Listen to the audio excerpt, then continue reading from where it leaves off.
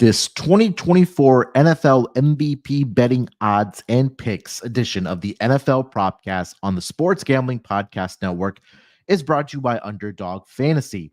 You can win up to 325 times your entry with their new Pick 8. Sign up with promo code NBA SGPN to claim your special pick and first-time deposit offer up to $250 in bonus cash. That's UnderdogFantasy.com. Make sure you use that promo code NBA SGPN. And we're also brought to you by Rhythm.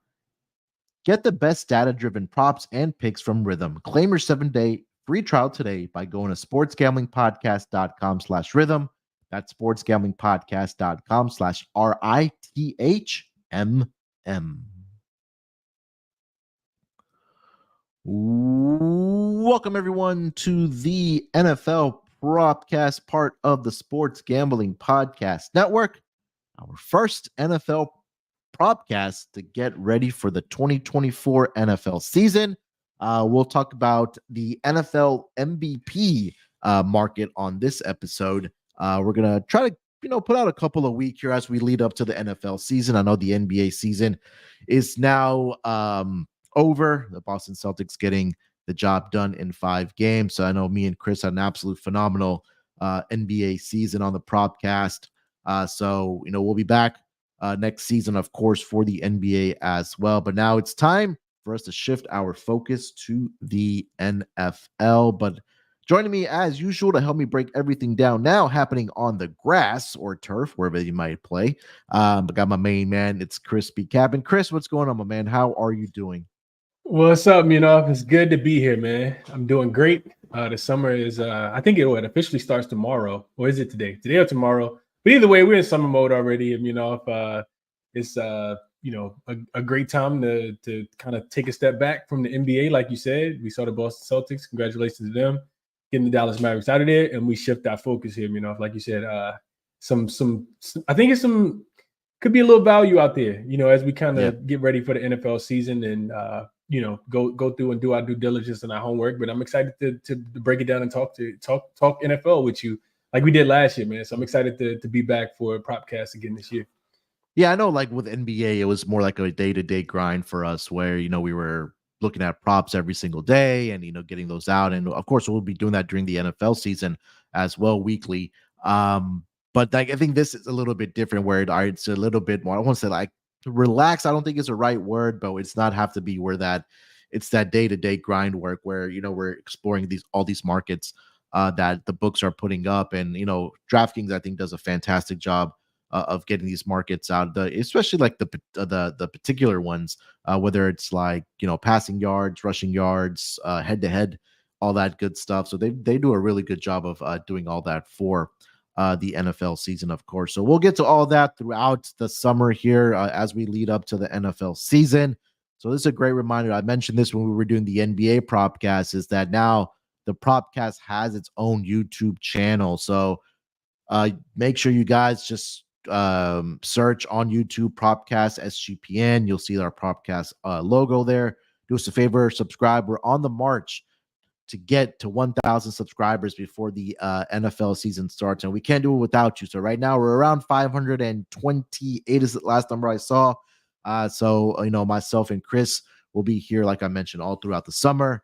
And then obviously when the NFL season starts, like we did, we'll have our weekly Propcast for the games on Sunday. We'll do Thursday night football as well, and maybe we'll try to mix in some other episodes as well. So it's great to be back for the NFL season. And Chris, before we dive into the NFL stuff, let me mention, as football season is approaching here, SGPN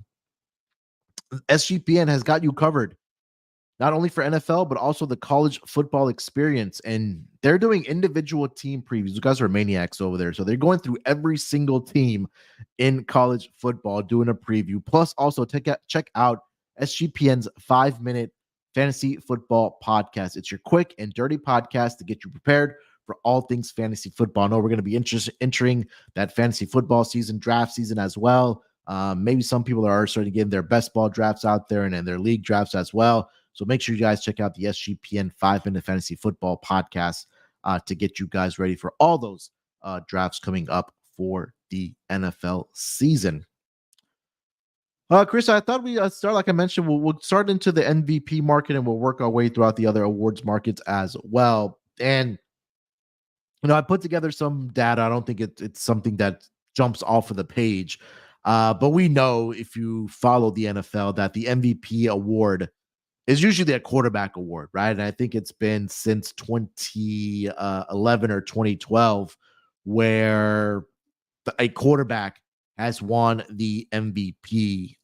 So since, let's see here, since 2013, I'm sorry. So 2012 was the last time a non-quarterback won the award, and that was Adrian Peterson, where he had broken the single season record for rushing yards in a season. But since then, Peyton Manning, Aaron Rodgers, Cam Newton, Matt Ryan, Tom Brady, Patrick Mahomes multiple times, Aaron Rodgers multiple times, and our latest winner got his second NFL MVP, which was Lamar Jackson last year, leading the Baltimore Ravens to the number one seed in the AFC conference. They obviously won the division.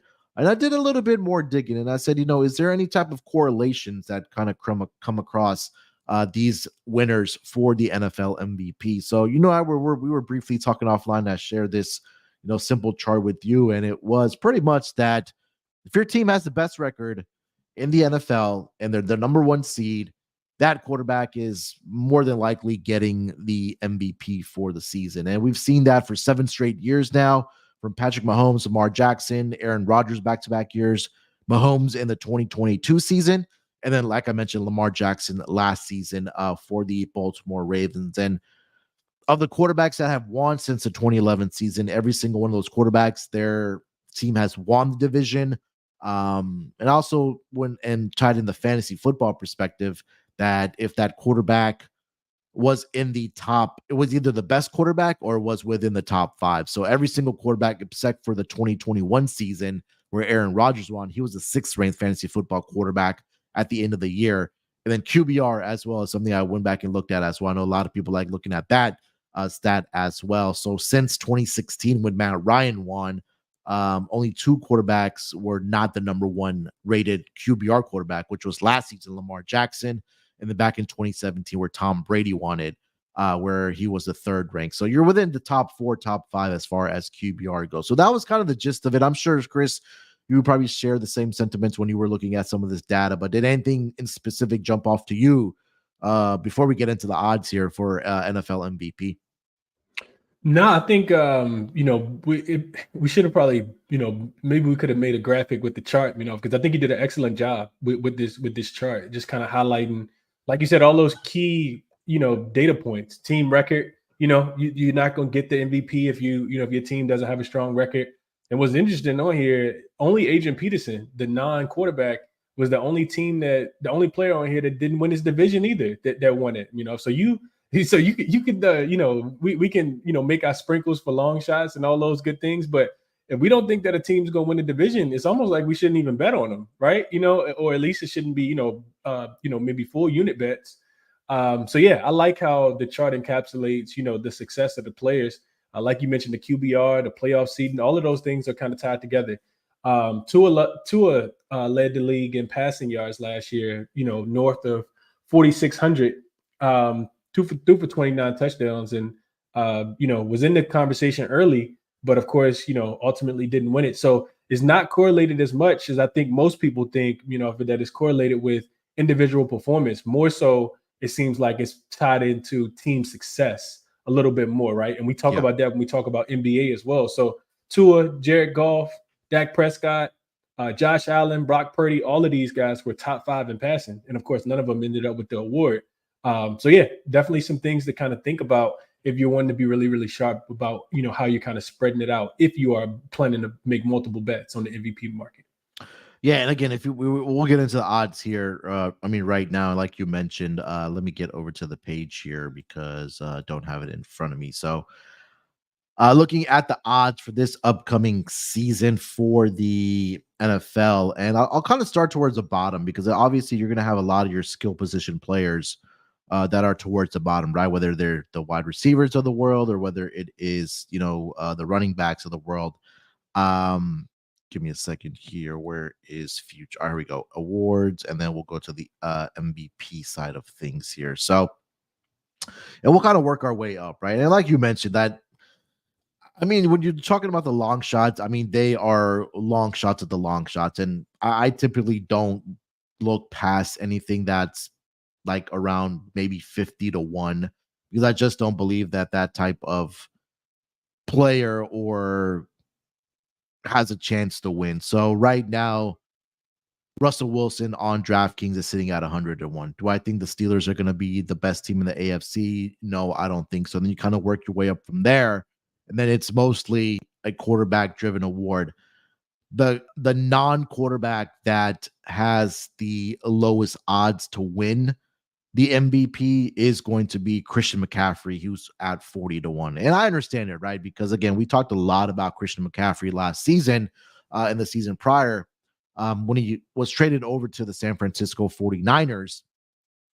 And we know he's a game changer, right? He can rack up the receiving yards. He can have a 2,000 yard, rushing season. He can have a 1,000-yard receiving season. He can have 15 plus touchdowns, and those are MVP type of numbers. So, I mean, that's one guy I would definitely consider. And as you kind of go back, we'll, kind of go through the odds here as the list goes on. Chris, it's pretty much, quarterbacks that are at the top of the list. And then obviously with Mahomes being the favorite right now at plus 450. But when you looked at the odds, did anybody outside of a quarterback that you want to mention that stuck out to you before we actually get to the list? Not at all, and the reason why was because like you said, man, it's been since 2012. So we're talking about over a decade, right? So I know if I'm placing the bet, it's going to have to be somebody that, if it's first of all, I'll say this. I think Tyreek Hill is plus, I think he's 75-1. Yeah. And as much as, explosive ability he has, and we know how, he can carry a team.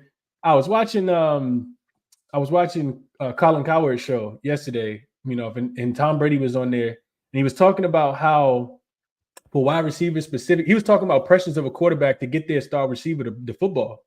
And he said something that was really interesting. And I knew this already, but it was a nice refresher. He said, if you're playing against a pretty good defense, you can just the defense is typically going to shade towards that wide receiver. So you can take that wide receiver away from, whatever the game plan is on the offensive side. Then you have to go to your secondary stuff if you're the quarterback, which allows for, some of that underneath stuff and some of those, wide receiver 2 and wide receiver 3s to be more successful.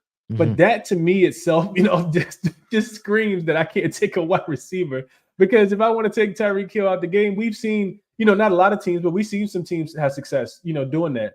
Not just him, but other wide receivers as well. So that eliminates the wide receiver, conversation, everybody out of the wide receiver category.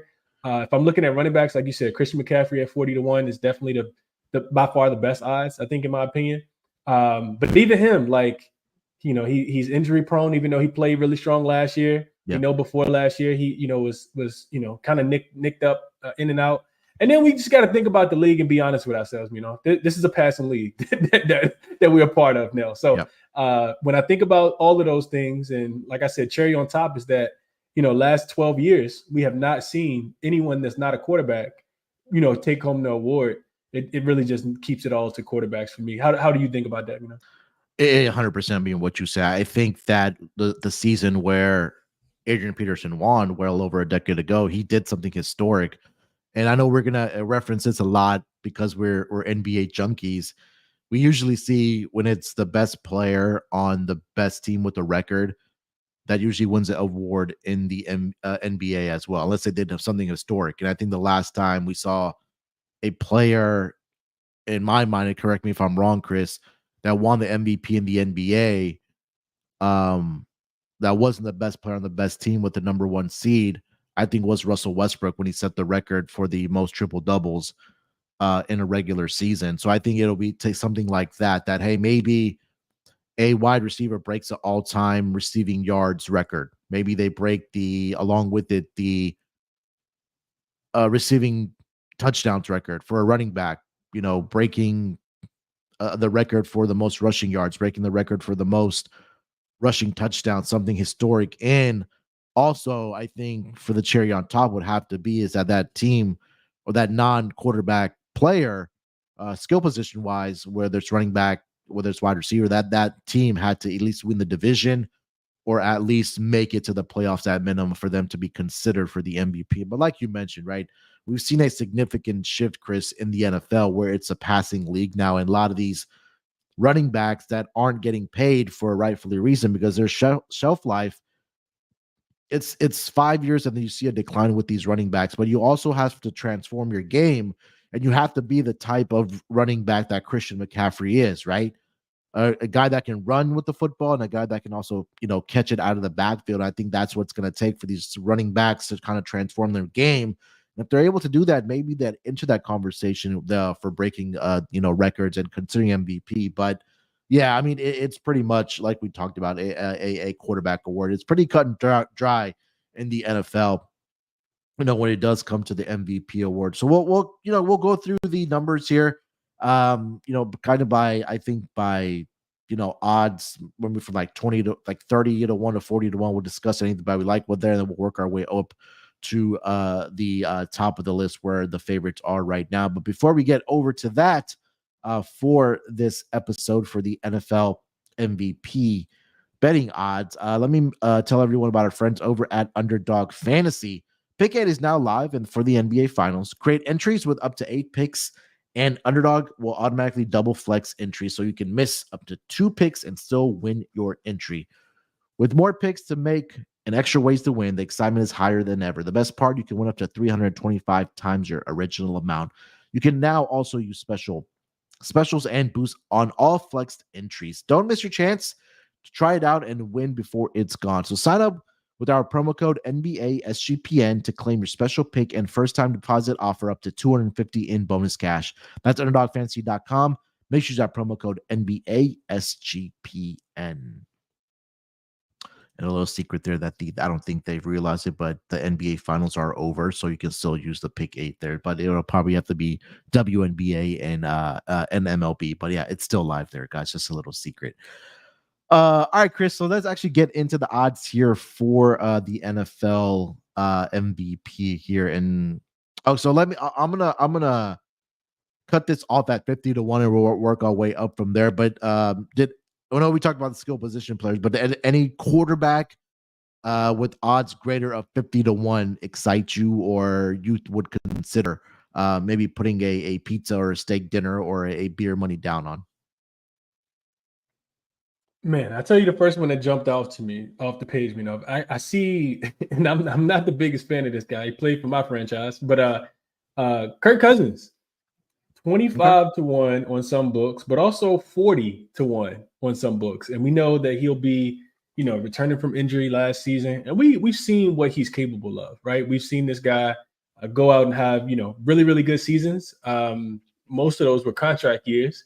And make a lot of money because of the numbers that he's been able to put up. So coming back and being a part of this offense, they continue to struggle at the running back position, which makes me think that the offensive numbers would have to I guess the game plan would have to be to keep the ball in his hands just a tad bit more. When I think about teams that don't run the basketball, that don't run the football, hear me enough, I'm definitely thinking about the Minnesota Vikings. So, like you said, if it was a piece of money bet, just because I can get it at 40 to 1, him returning, having some elite playmakers and some skill position players out there that's not particularly running backs. It seems like every time Minnesota gets a good running back, they ship him away or they let him go. Yeah. Maybe don't see the value in him. So Kurt, just because I see it at 25 on some books, 25 to 1. But I see a 40 to 1 on Kurt. So I think he would be first, as we kind of bring our way up the roster. 40 to 1 over on FanDuel right now. Yeah. I think the thing with Kirk Cousins, not Kirk Cousins, but I think the situation that he's going into is that division is, let's just be honest, Chris, it's the worst in the entire NFL, right? When you have Falcons, Saints, Panthers, and the Buccaneers, right? And we saw last year the Buccaneers when it led by Baker Mayfield. I think for me, there's 2 ways you could attack this. Is that, yeah, you could get down on Kirk Cousins to win MVP, But I think with him, with the injury that he is coming off of, I think he would be a consideration for comeback player of the year as well. Because a lot of times, again, it is a quarterback, not a quarterback driven award, but it's also really related to injury or an old man does something incredible, like we saw last year with Joe Flacco. Obviously, the odds for Kirk Cousins for comeback right now are sitting at 5-1, and these odds are much better and greater. But I mean, you mentioned, right? We've seen Kirk Cousins put up the yardage. He's had Justin Jefferson, but I think that if they're able to use their weapons properly in that offensive system for the Atlanta Falcons, where they have, Bijan Robinson, they have Drake London, they have Kyle Pitts, they have Tyler Algier out of the backfield as well, that we know what Kirk Cousins can do from a passing standpoint, and going from playing at least 8 games inside of the dome to another dome. Obviously, weather's not going to be a factor, but I think the part that does make me nervous about Kirk Cousins is what you mentioned, like coming off of the injury, because he only played last year. What was it, 8 games last year? And it'll be interesting how he does respond with, moving from one organization and moving to another organization, learning a brand new playbook after 6 seasons with the Minnesota Vikings that he was there. So he's fully capable of doing it 100%, getting the touchdowns and the yardage, and also being in a division where, yes, they can go out to win the division as well. So I think his name would be at least be in the conversation for MVP. For me, Chris, honestly, outside like where the shorter odds are for NFL MVP, like nothing really stuck out to me. Kyler Murray 50-1, maybe, but again, the Arizona Cardinals are in that NFC West division where I do expect it to be a little bit down this year.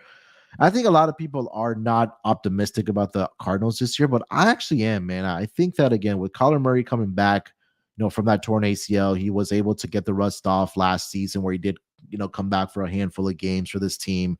You add a dynamic wide receiver in a young stud like Marvin Harrison Jr. I mean, we saw what he was able to do at Ohio State.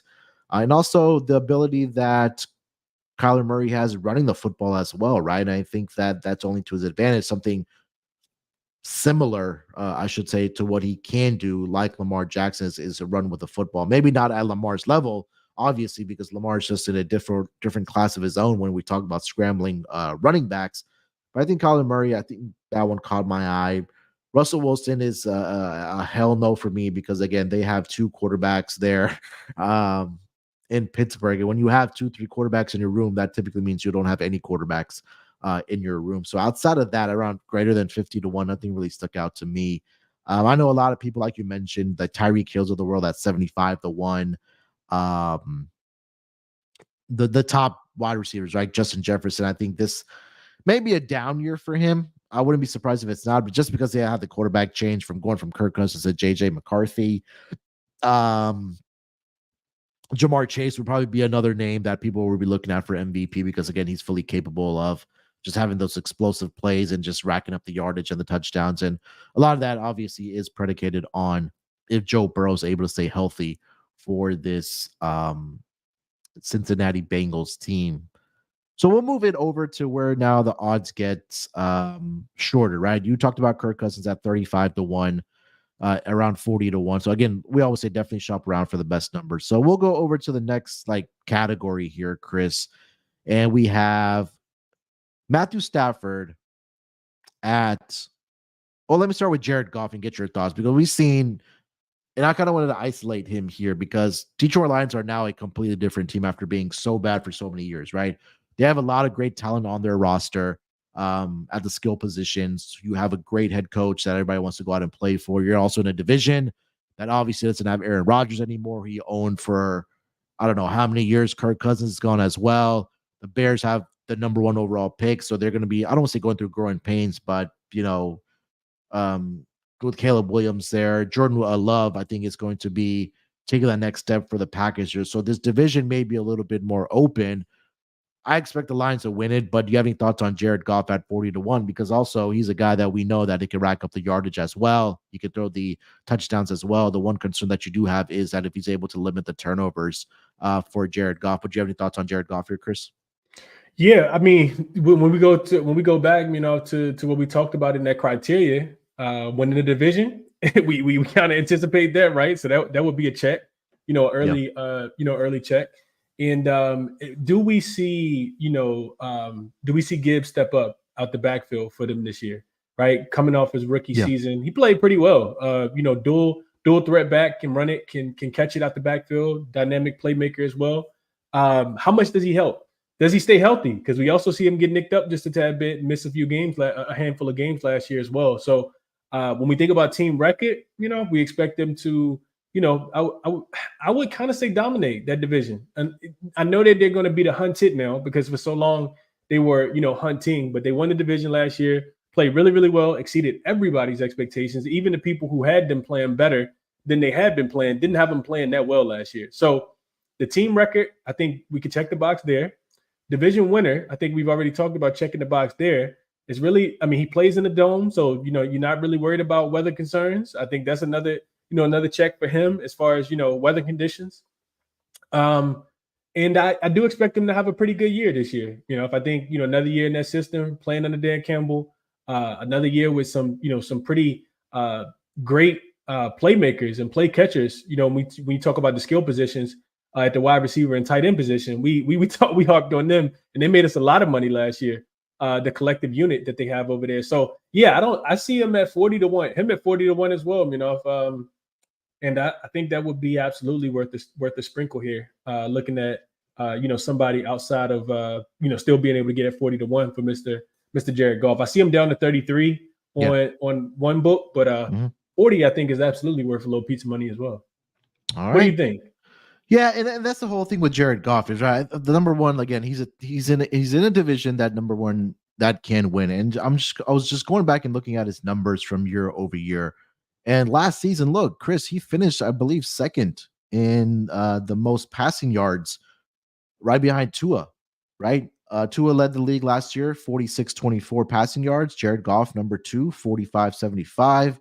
Had 30 touchdowns last year, which would have ranked, let me see here, number 4 in the entire league. The interceptions were relatively down for him. I know he threw 12, which was the, 7th most in the entire NFL. But I feel like now that Jared Goff, he's in a situation where it's a good situation for him because, again, like we mentioned, he has the running game. He has a great offensive coordinator. He has the weapons around him as well. So I really couldn't talk you off of Jared Goff if you wanted to put something down for him. The only downfall is that his QBR were last season ranked number 11th in the entire league, which obviously is not great when you're looking at the NFL MVP award because, like we talked about it, it's a stat that maybe these voters possibly look at for QBR. And a lot of the quarterbacks that we talked about that previously won, they were top 4 for the entire obviously the season and what led them to win the MVP. So, yeah, I couldn't talk you off of that at Jared Goff. You wanted to put a little bit down on that. Before we move over to more of these odds here, as we kind of creep up to the favorite here, let me quickly take a second here and tell everyone about our friends over at Rhythm. Hey, you were betting on the NBA Finals and player props. Well, we're going to be talking about NFL props for this upcoming NFL season, and that's why you need to get down on Rhythm. Rhythm is the go-to sports betting tool that transforms complex data into actionable insights, empowering bettors with smarter, data-driven decisions, unlike other platforms. Rhythm combines advanced predictive analytics with intuitive user experience, making betting both easy and enjoyable. Rhythm's predictive models were born from the brains of MIT data scientists and quants with over 3 years of data that help you drive to better AI-backed betting decisions. Plus, again, like I mentioned, it's never too early to start your NFL projections as well. So claim your 7-day free trial today by going to sportsgamblingpodcast.com/rhythm. That's sportsgamblingpodcast.com/RITHMM. All right, Chris, let's move it along here. Let's get over to the next block of odds here for the MVP award. So we'll move on from Jared Goff. We talked about Kirk Cousins as well. So the next two guys I wanted to mention, I'll throw three guys in the year as well, and then we'll work our way from 20 to 22 to down to the favorite is Anthony Richards right now at 30-1. It's a no thanks for me. I'll get your thoughts here in a second. Trevor Lawrence, again, is a no thanks for me at 30-1 as well. And then another no thanks for me, Matthew Stafford at 30-1. Any of those guys excite you? Nope, no thanks for me. And I'm pretty sure we probably got some of the same reasons here, Yeah, number one, obviously for Anthony Richardson, second-year quarterback, missed majority of the season last year. It's a shoulder injury. So obviously him not having a lot of playing time at the professional level is something that I don't want to get behind. I think these odds, if I wanted to even consider, Anthony Richardson would at minimum have to be 50-1 or higher, maybe even 75-1 or higher for Anthony Richardson.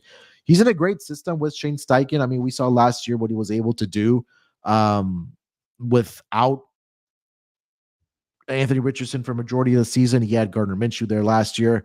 I think it's a little bit telling, Chris, that they also picked up Joe Flacco as their backup insurance ticket there, right? So in case that Anthony Richardson's not looking good, or he's still, dealing with the older shoulder injury, or God forbid he gets injured again, that you have that insurance policy in Joe Flacco. So no thanks for me. Trevor Lawrence, I think this upcoming season, or maybe the season after, is going to be the make or break year for Trevor Lawrence, because he was coveted as coming out of Clemson to be the next great thing since, or at least the hype that was around this guy was kind of Andrew Luck-esque for me, and he just hasn't been able to live up to the hype. And I understand he had Urban Meyer there that maybe, messed up his mentals and what they were trying to do over there in Jacksonville. Now they do have Doug Peterson there. But I think this is Doug Peterson's third year now. I think this has to be your Trevor Lawrence, where he does have a good year for this Jacksonville Jaguars team. And again, we talked about it for this AFC South division. You have to have a lot of guys, young up-and-coming quarterbacks in this division, right? We just mentioned Anthony Richardson, my guy, CJ Stroud. Tennessee's in a quarterback move as well, whether it's going to be Will Levis, whether it's going to be Malik Smith, whether they look to the future to draft another quarterback. So no thanks for me on Trevor Lawrence. And then for Matthew Stafford, it's just the fact that, again, he's getting older. Injuries also pile up for him. He does have great wide receivers, don't get me wrong, but he's also in a division that, we talked about Arizona, Kyler Murray. I expect them to be better. You have San Francisco. Maybe they take a step back, but I still expect them to win that division. Also, for Seattle, they're also a team that's going to be feisty in that division. So for those three guys, quickly here for me, Chris, it was a no for me. I don't know if you share the same thoughts as well. Yeah, absolutely. I think to your last point, San Francisco taking a step back is still better than how many teams, So you got to think about that if you're considering Stafford. And that's a really tough division. We talk, some really good defenses, and I think when they play against each other, we see the best in that division as well. Stafford, like you said, being a year older, and then for Richardson, I'm never really into betting quarterbacks in their second year, but I'm never really into betting anybody when they first come back. I think I threw Kirk Cousins out there just because, he's a much more seasoned. But with Josh Richardson, you didn't even get to play out your whole first year. So there's no way I can take you in, in the second year. Granted, he, did have some success early in the season before he went down. But yeah, he has a lot of room for improvement, specifically, with being able to throw the football and be a little bit more versatile, not just using his legs. So yeah, I would agree with all three of those. I'm not looking to bet any of those. Getting over to the next block here, Chris, we'll go over to the last two guys that have odds 20-1 or greater, which would be Justin Herbert at 20-1 and then Tua at 22-1. Justin Herbert, for me, a lot of turnover in Los Angeles, right, with the Chargers. No Keenan Allen there anymore. He goes over to the Bears. Also, Austin Eckler is no longer there for him anymore. And obviously now you have a college coach in Jim Harbaugh coming over to this Chargers team, looking to turn this organization around, because on paper for the past several seasons under Brandon Staley, they had, I believe, one of the more talented rosters. It just wasn't able to translate to a lot of wins because some of the decisions that Brandon Staley would make, the aggression that he had on fourth quarter was really the demise of them being competitive in that division or even making the playoffs for that matter. So Justin Herbert, at least for this season, for me, wasn't it. Tua, You can make the case for this guy because AFC East, I think, is going to be a little bit down this year. I know Aaron Rodgers has come back for the Jets. Josh Allen with the Bills. They lost Stephon Diggs. They lost Gabe Davis. Who is he throwing the football to? Who's the other team? I mean, the Patriots, we know, are in the dynasty's officially over in New England. No more Bill Belichick. You have Gerard Mayo there. You drafted Drake May to be that next up-and-coming franchise quarterback for you. So they're still in that rebuild mode. So I think Tua has opportunity. Like you talked about Tyreek Hill earlier, they have Jaden Waddle. When they have this type of head coach there, with Coach McDaniels there, the offense that he's able to put together, the stats and the numbers are always going to be there for Tua. So I would consider Tua. I think there's an opportunity for Miami that they can be in the conversation for having the number 1 seed. But again, with Tua, Chris, it's always injury, right? Last season, he played in all 17 games. What we saw prior to that, having the concussions that he faced that previous year where he was sidelined for most of the year. So I would consider Tua here at 22-1. Chris, I don't know if you have any thoughts on Herbert and Tua. Yeah, I think you took the words right out of my mouth and off the page when you talk about Justin Herbert being over there in LA. We talked about this last year. We said the same exact thing, man. On paper, and last year they had more talent because like you said, Austin Eckler's now gone. He's in DC. Then you got Keenan Allen gone. He's in Chicago. So yeah, much less to work with over there if you're Justin Herbert. With the elite skill set that he had at some of those playmaker positions. And then, like you said, with Tua, he's the opposite. This guy has everything, right? You playing in sunny Miami down there. It's always nice and warm, and he got all the shiny toys down there as well. So I also think there's a I know you probably saw the video. He's really, I guess you would say, kind of got in shape. Lost a ton of weight. Tua has. So hopefully that comes to help him, not hurt him, because you mentioned him being injury prone, even though he was able to make it through the full season last year. I think there's a bit of a grit factor for Tua as well. They had a very good season last year, but they didn't, I don't think, exceed their own expectations. They got out the gate. Remember, they started off really, really hot, and Tua was in the conversation to win MVP. And then as the season went along, kind of dialed it back just a tad bit. So I wouldn't be upset at all. I think the odds are appropriate, but if I, play or no play, I think this is definitely one that I would take, looking at Tua, putting a sprinkle on him as well. Yeah, 100%. Again, it's always a healthy. So let me ask you, you mentioned the weight loss with Tua.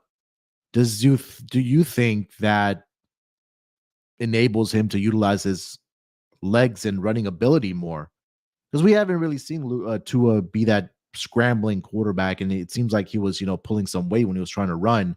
Maybe this weight loss, maybe enables him to utilize his legs a little more in this offense. You think that's a possibility here?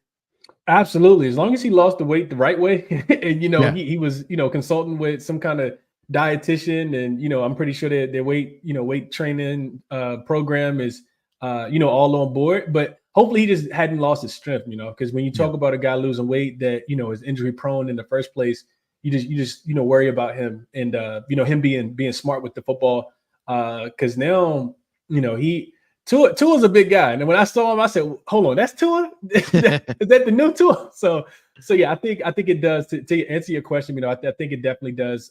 Both with him being a little bit more mobile, trying to stretch the field, extend some plays, get the ball down the field a little bit more to those offensive weapons. So yeah, I would agree with that. I think it definitely goes towards his him using his feet a little bit more, and we know what he can do with with his arm. He can definitely sling that thing down the field. So absolutely. 100%. All right, let's get over to, I guess, maybe the cream of the crop here as we get over to quarterbacks that have odds 20 or less. So we'll start here with 3 quarterbacks, and I'm using DraftKings as my updated odds right now, is Aaron Rodgers, Jalen Hurts, and Dak Prescott, all at 16-1 here, Chris.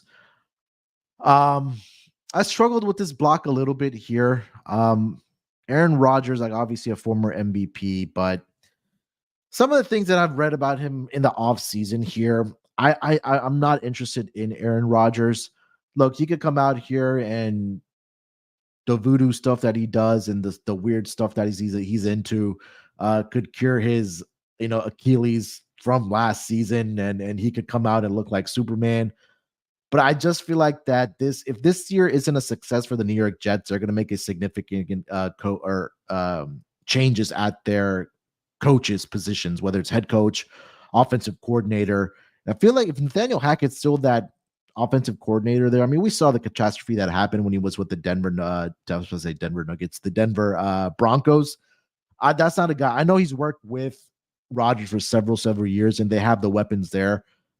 With the New York Jets, with obviously led by Garrett Wilson, and that wide receiving group. But I don't know. Aaron Rodgers didn't really excite me there. He also enters a division. We talked about the Jets should be that team in that division. We talked about the Patriots. We talked about the Bills as well. But it didn't excite me there. Jalen Hurts at 16-1. I specifically haven't been a fan of Jalen Hurts. I feel like he lacks that leadership, which could translate on the field for a team like the Philadelphia Eagles. Again, I know this team on paper on the offensive side has a lot of great talent, but I think a lot of it with them adding Saquon Barkley will take away possibly the numbers from Jalen Hurts, because we know how dynamic Barkley is, right? Whether it's running the football, whether it is catching the football. So I think that could take away from Jalen Hurts as well.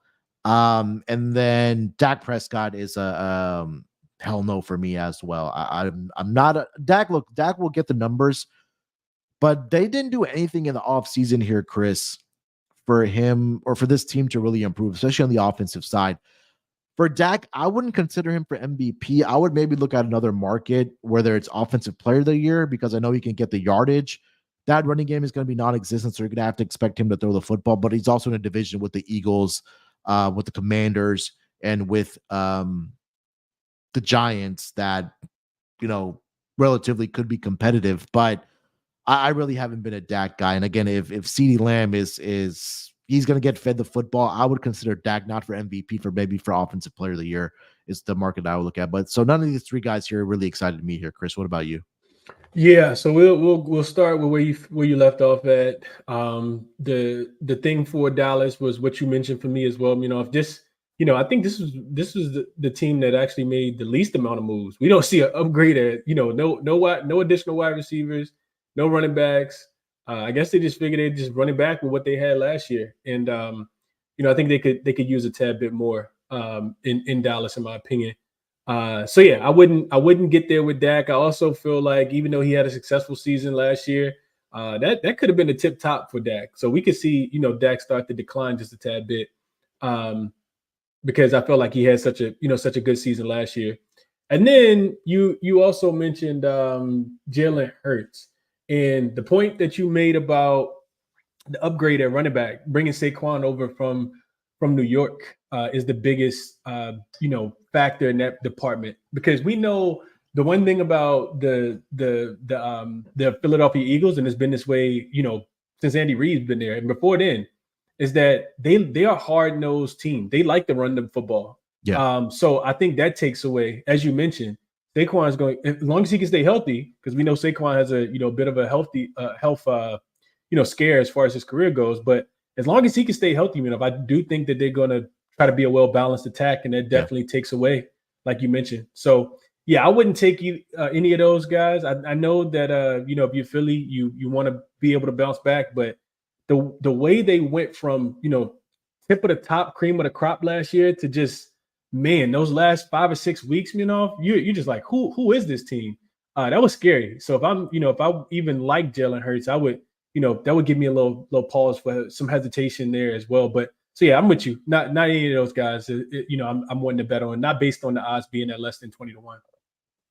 So the top 7 guys here will go to Jordan Love, who's at the number right now on DraftKings for him 14-1, Lamar Jackson 14-1, and then Brock Purdy 14-1. Jordan Love is intriguing, but I feel like that he probably needs one more season under his belt to get that experience. I know that I think that there's a lot of potential with Jordan Love. We saw that last season with him, but we're talking about a quarterback that is, a second full season already being as low as 14-1. I think just a number doesn't excite me, Chris, at 14-1 for Jordan Love. And we talked about it.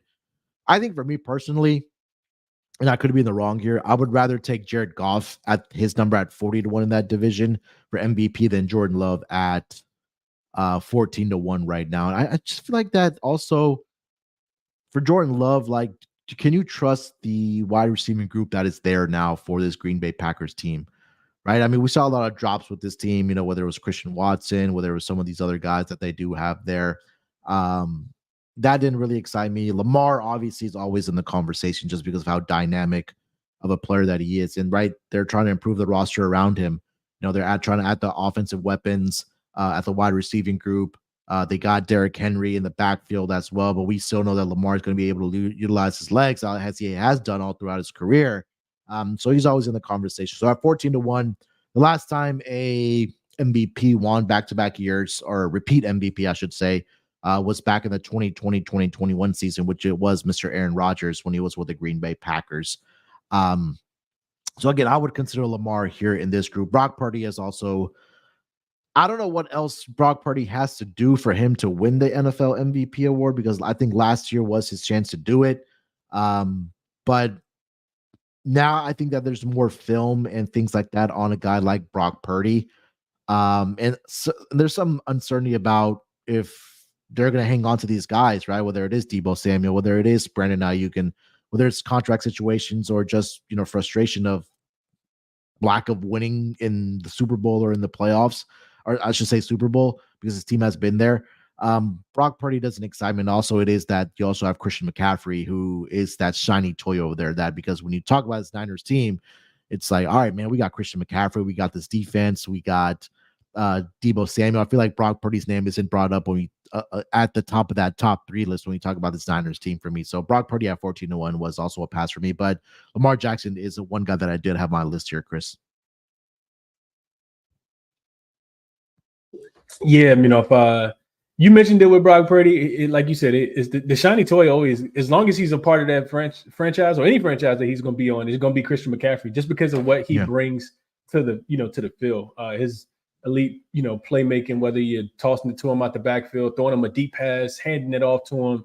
We go back to the yards per carry. He made us a lot of money last season. Shout out to our guy Rod. But yes, 100%. But yeah, so not interested in Brock Purdy. It also kind of feels like what they want to prove to themselves. I mean, I always think about this, before any season starts. What they want to prove to themselves is not that they can have a good regular season. We've seen San Francisco have plenty of good regular seasons. They just got to get over the hump and be able to hoist that trophy at the end of the season. They want a Vince Lombardi. So not really interested in Purdy there. And you mentioned they got a bunch of other weapons, even outside of Christian McCaffrey as well, with Ayuk being over there and Deebo as well, if those guys stay. And then you also mentioned Lamar Jackson. Lamar is always interesting to me, just because I know he won it last year, but just the style of offense that Baltimore runs. They run these dink and dunk type plays, and then every now and then they hit you with that home run ball. Yeah. And we've seen Lamar just continue to get better, man. I think last year, he really wanted to bet on himself. We've seen him hold out for a really long time until they were able to get the contract that he absolutely wanted. And, he did his thing last year. He was able to take this team, really, really far into the playoffs last year. And, it was a really good season for Lamar. So the odds at 14-1 don't surprise me, as much.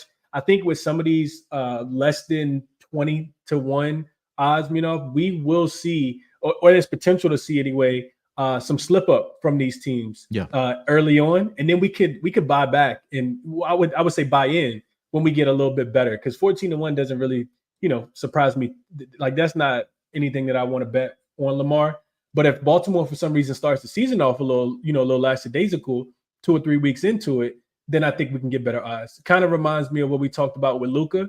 Him winning Finals MVP. Granted, he didn't, but winning Finals MVP, you're gonna get better odds, after they lose game 1. So, and that's what we saw with Boston winning game 1. So I kind of feel like that with Lamar, kind of using a basketball reference here.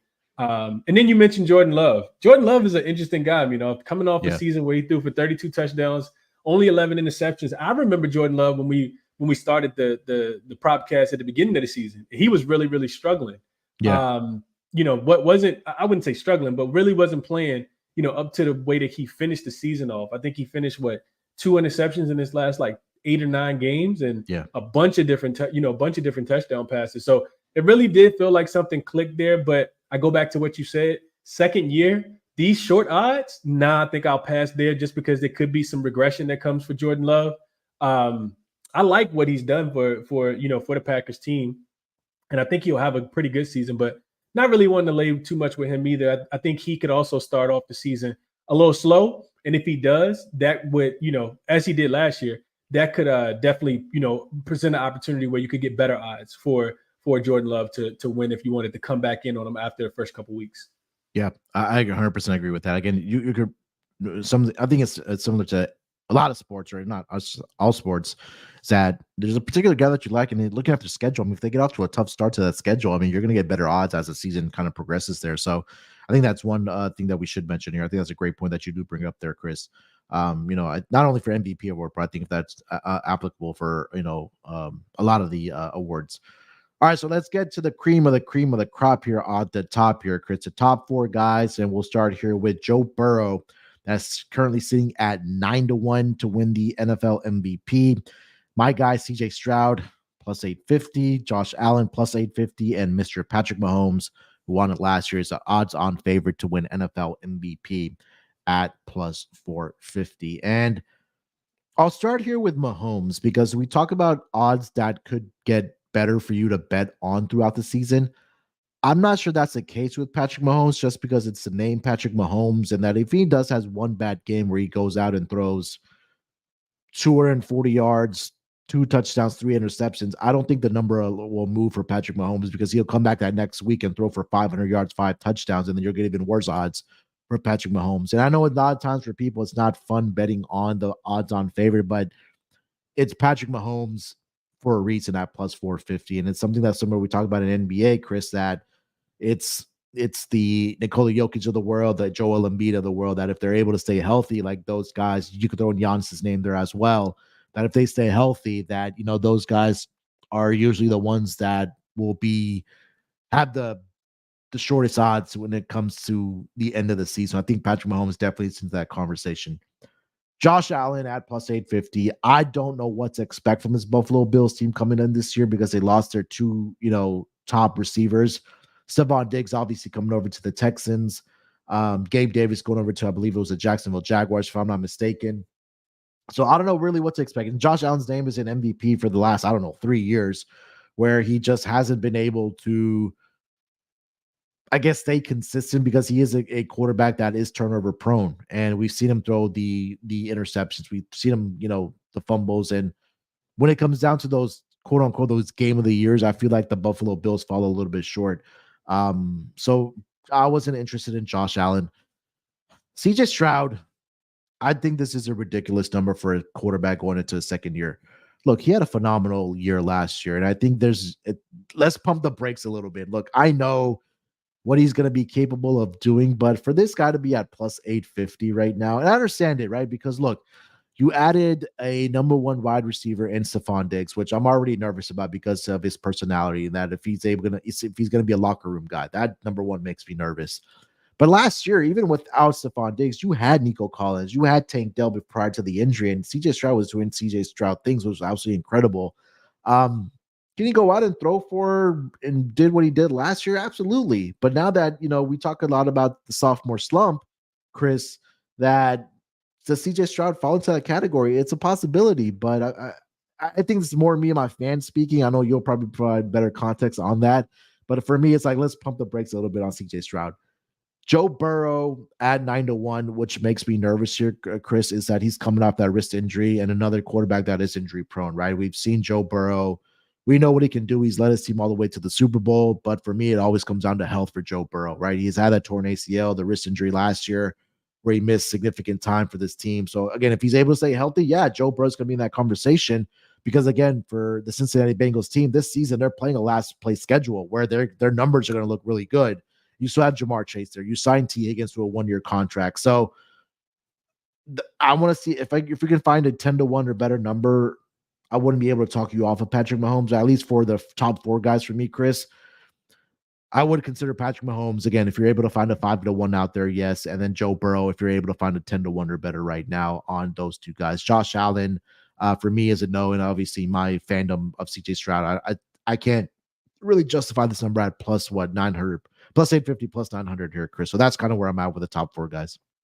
Yeah, a lot of agreement here from me, CJ Stroud, he had an absolute, ridiculous career, season 1. And, as the season went on, people started to talk about him last year, just because I don't think anybody expected him to be that consistent, especially in his first year.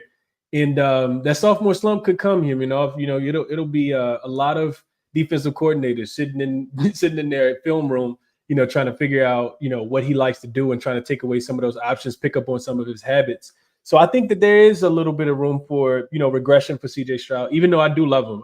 I love him just as much as you do, So I see him at 10-1, but it does feel like CJ should at least be 15, 20-1. A lot of what you said, it's just the hype, being brought up. I also think, well-balanced attack we could potentially see as well. We got Joe Mixon coming over from Cincinnati. Yes. So, that upgrades or, adds more depth to the running back position for the Houston Texans. So not as big on CJ Stroud. I do like him. Like I said, I just don't like I don't think we're getting a lot of value here. Then you talk about Joe Burrow. My thoughts are your thoughts, This super injury prone. I do love that he continues to have his weapons. Also, we just talked about Joe Mixon leaving. So not that they weren't already passing the ball enough, but they probably passed it even more, So, definitely helps with his, his stats and him, maybe when we get to wide receiver, we'll talk a little bit about some of his weapons and wanting to take some of those guys, yards to go over, because I think there's some correlation there. And then, like you said, with Josh Allen, this guy is super turnover prone. Name always stays, in the top 3, top 4 as far as MVP betting. But I don't like that, Gabe Davis is gone. I don't like that Stephon Diggs is gone. Yeah. How is he still here, when he's lost both of his number 1 and number 2 weapons? So to your point, before I let you jump back in, to your point, I know it's crazy as it sounds, but Patrick Mahomes, I think, is the look. Plus 600. You can still get a 600 at Bet Rivers right now. There you go. And what's interesting is that, for Patrick Mahomes, he opened at 600. And you mentioned something that was really, really funny to me and pretty interesting. You said, Chris, if you want Patrick Mahomes, this isn't one of those guys that the odds are going to fall for, if he has a bad game, a bad game or two. And you're absolutely right. It opened at 600, and there's only one 600 left. This is already down to 450, pretty much on all sports books already. So, I know, some videos coming out, him coming in training camp, looking like he's overweight. When the ball, when that coin flip happens, this guy has everything that we've seen so far says that, you could trust on Patrick Mahomes to do it, what it is that he does. Also, I think another interesting note to mention for Patrick Mahomes, we know that he's chasing, trying to be the greatest, quarterback in NFL history. Another MVP would move him into a tie for third most in league history. So that's something that, even with his high standard that he has for himself, I'm pretty sure he knows that. So I would look towards, Mr. Patrick Mahomes as well. Like I said, you can still get a plus 600 over on Bet Rivers, and I see everything else is pretty much 500, except on DraftKings, they have a 450. So the money's come in. I feel like it comes in a little bit more on DraftKings for these earlier odd awards before the season actually starts.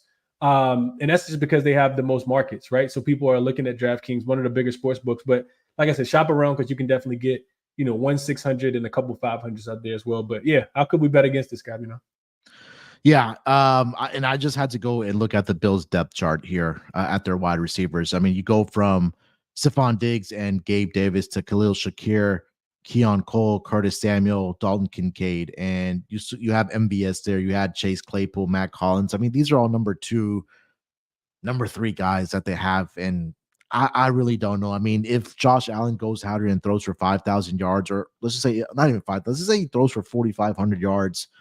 I mean, more power to the guy, dude. I mean, if you're able to do that with this wide receiving group, and no disrespect to these guys, but I like we mentioned, it feels like it's a big drop off from what Diggs in specific was able to do. And I'm just talking stats wise. I'm not talking about, the off the field stuff, the sideline stuff. When he's throwing the football, we know what Stephon Diggs can do here. So yeah. It's so I'll quickly recap the 3-4 guys that I would be putting my money down here, Chris, and then I'll hand it over to you. So Patrick Mahomes for sure. Again, definitely shop around for the best number. Joe Burrow for me as well. And then I would split it between Lamar Jackson and then Tua. And then if I had to pick one player that's not a quarterback to win this award, just for fun or some some degen action, I think Jamar Chase at 150 to 1. I think he's fully capable of breaking the all-time receiving yards record. Would be my look there, Chris. If you guys wanted something degenerate there, what would you look at? Your 3 to 4 guys, and maybe if you wanted to throw out a long shot, if you want to. So yeah, we'll go long shot first, and it's only long because running backs don't win the award. So if I can get 40 to 1, if I'll take Chris McCaffrey to continue to doing something special over there. You just need him to stay healthy, of course, and we've seen Purdy not stay healthy, so that could lead to even more more room for Mr. McCaffrey to have it. So 40 to 1, I know those are the shortest odds for a running back, but they still, 40 to 1 is 40 to 1. So if I had to go long shot, I would look there. Couple of hours overlap, and I'll go shortest to longest here. Patrick Mahomes, like you said, plus, you still get him at 6 to 1. But it's kind of self-explanatory at this point. We expect this guy he's still in his prime.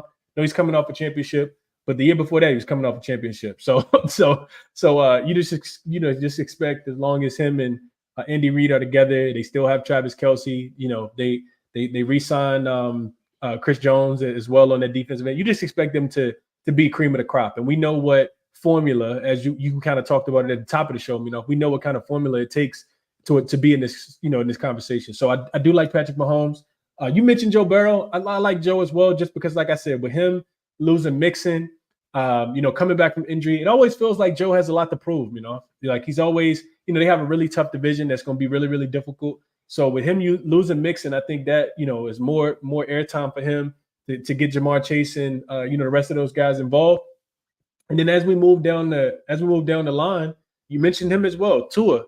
If I think he lost all that weight for a reason, he'd be a little bit more mobile. He also has a lot of toys, really, really shiny toys in the garage. So he can pull those bad boys out, the Tyreek Hills of the world, the Waddle of the world, and just play Miami style football, which leads to him being back in that conversation. So 25 to 1, I couldn't talk anybody off Tua as well. So we'll go Tua, we'll go Joe Burrow, we'll go Patrick Mahomes, and then we'll go Christian McCaffrey as a long shot at 40 to 1. Love it.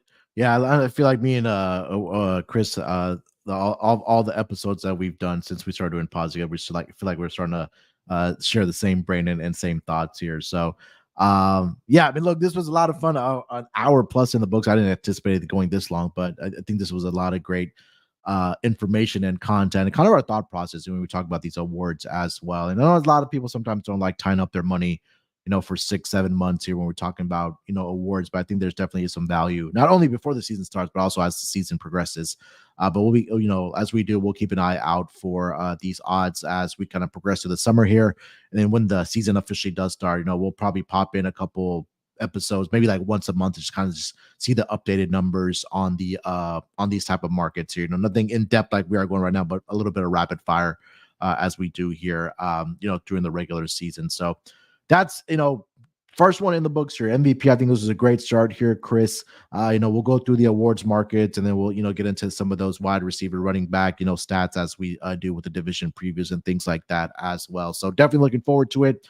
A little bit of shift from basketball to the football side of things here with the pigskin. So I'm excited to get it going here for the Propcast for the NFL season. So with that being said, Chris, anything else you want to mention, my man, before we get out of here? No, I think we did a pretty good job of covering it all. If I'm excited for the rest of the pods. That's it, man. And enjoy the rest of the off season as me and Munaf, continue to dive in and try to find some value for ourselves and for our listeners. Enjoy whatever it is that you're betting right now, whether that's MLB, WNBA. Like me and you talked offline. We got the Olympics coming up here, and it's always something to bet on. So do your due diligence, and best of luck on all your action. 100% echoing everything Chris said. We'll be back probably next week sometime. We'll get into another maybe awards market or stat category. I haven't figured it out quite yet, but we'll be back in some form or fashion. But again, a reminder for you, if you haven't already, and if you haven't gone to this podcast, is because you're probably not subscribed to the Propcast feed. Make sure you guys do that, whether you're on Apple, whether it's on Spotify. Make sure you guys subscribe to the Propcast on those podcast listeners, but also on YouTube. I know we were doing the NBA shows on the NBA Gambling Podcast feed, but obviously this not being NBA, the Propcast has its own feed on YouTube. So we're on the march to get to 1,000 subscribers. By the time the NFL season starts, all of our NFL live video, if you want to join us in the chat, is going to be on the Propcast feed exclusively on the Propcast feed on YouTube. So just type in Propcast SGPN. You'll see it there.